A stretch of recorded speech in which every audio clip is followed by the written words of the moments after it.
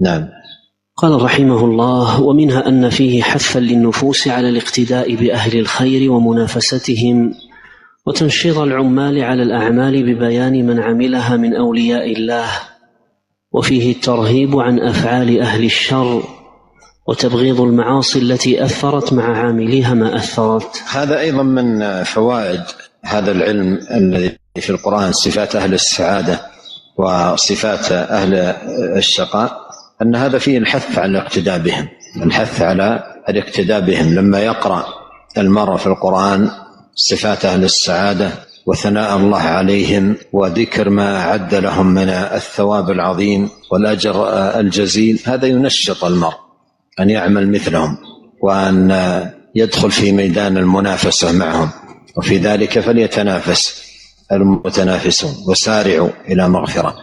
فهذا يعينه على الجد والنشاط في تحلي بهذه الصفات، حتى وإن قل في عصره أو في زمانه أو مكانه، قل من يعملون بها. لما يقرأ صفات في القرآن ينشط. ولهذا تجد أحيانا مرء في قرية مثلا أو في مدينة ميزه الله بالعبادة وميزه الله بأنواع من الطاعة لا يعمل بها من حوله من الناس. أين وجدها؟ في كتاب الله، يقرأ القرآن ويتدبر ويهتدي بهدايات القرآن. ولهذا قال بعض السلف: عليك بطريق الحق ولا تستوحش لقلة السالكين. عليك بطريق الحق ولا تستوحش لقلة السالكين، وإياك وطريق الباطل ولا تغتر بكثرة الهالكين.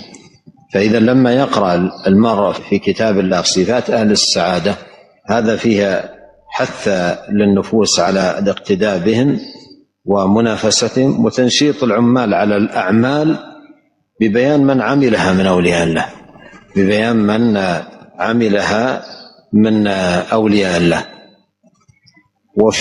وفيه أيضا الترهيب عن أفعال أهل الشر، ترهيب عن أفعال الشر وتبغيض المعاصي التي أثرت مع عاملها ما أثرت.